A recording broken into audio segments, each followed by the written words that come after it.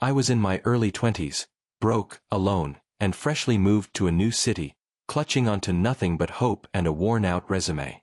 Rent was late. My fridge held little more than half a loaf of bread and mustard. But I believed if I just kept pushing, I'd find my place. Then I saw it, a job listing from a small local firm. It wasn't glamorous, but it was professional, and it felt like the first real opportunity in months. I prepped for that interview like it was the Olympics, ironed my only decent shirt, rehearsed answers in the mirror, the whole deal. When I met the owner, let's call him Mr. Grant, he had that kind of oily confidence people get from years of stepping on others. Expensive suit, cheap smile. He said, "We don't hire lightly here. I'd like you to come in for 2 days, show me what you can do. If it's a fit, we'll bring you on. If not, we'll still pay you for your time." I practically lit up. 2 paid days. I could cover groceries. Maybe even bus fare. Except, I couldn't actually afford bus fare. So I walked. 1 hour there. 1 hour back. 2 days straight. And I worked my heart out. Data entry, calls, whatever he threw at me. I stayed late both nights, trying to prove myself. I was exhausted, but for once, I felt hopeful. When the second day ended, I sat across from him, sweaty palms, waiting for an answer. Mr. Grant leaned back in his leather chair and gave me this rehearsed look of fake regret. He said, "It's just not the right fit. But you did good work. I know we said we'd pay you, but honestly, it's too complicated to set you up for just 2 days. Just think of it as great experience." I smiled, nodded, and walked out. But inside, I was shaking. Do you know that feeling when your throat burns, but your eyes stay dry because you're too angry to cry? That was me, walking an hour home in the dark, thinking of how many instant noodles that money could have bought. I didn't fight it. I was new to the city. I couldn't risk getting labeled as difficult. But right then, as my feet ached and my pride stung, I made a quiet promise to myself. Someday, somehow, I'll make sure he remembers me. Life went on. I found a real job at a better firm. One opportunity led to another. Slowly, painfully, I built my career. I climbed the ladder. 5 years turned into 10. 10 turned into nearly 20. By now, I was no longer the desperate kid walking to work. I was the one hiring firms. I'd gone from scrounging for $200 to managing contracts worth millions. Still, that memory never fully left me. Every now and then, I'd Google the firm. Just curiosity at first. Then, a little more deliberately.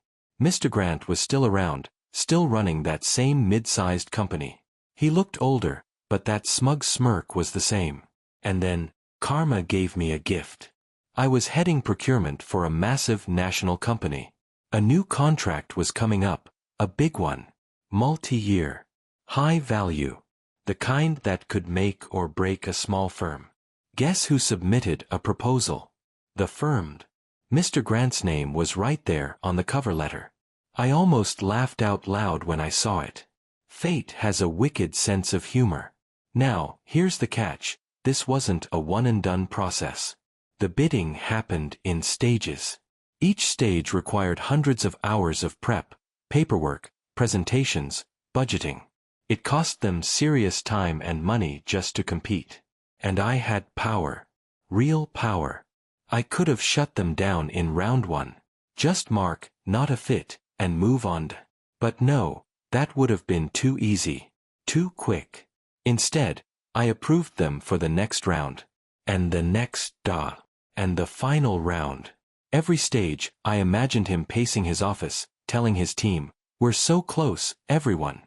This one's ours." And I smiled, quietly, patiently, knowing exactly how it would end. When the final presentations wrapped up, 2 firms stood out, his and another. The other firm's proposal was stronger. Slightly, enough to win. Normally, the executive lead doesn't deliver the bad news personally. It's delegated to middle management. But this time, I volunteered. The call was short. Professional. I said, Mr. Grant, we were impressed with your proposal, but unfortunately, it's just not the right fit for our organization. Still, you should be proud, you got some great exposure to our process. There was a pause on the other end. I could almost feel him deflate. That tone I remembered from 20 years ago, condescending, dismissive, was gone. Now it was quiet. Tight. He said, right. Well, thank you for letting us participate. And that was it. Click. I leaned back, smiled, and let the irony wash over me. They had spent over 200 hours building that proposal. Thousands in expenses. And walked away with nothing. Just like me, 20 years ago. Except this time, I was the one giving them the great experience. Revenge doesn't always need fireworks. Sometimes, it's as simple as watching the scales balance after years of quiet patience. He probably never even realized who I was. And honestly, that made it even sweeter. Because revenge isn't about recognition. It's about peace. And that day, I finally got mine. It took 20 years, but karma found its way. Some debts collect interest with time, and this one paid in full.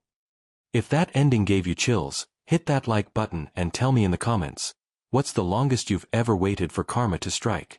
And don't forget to subscribe for more real-life revenge stories that prove, sometimes, the best payback is patience.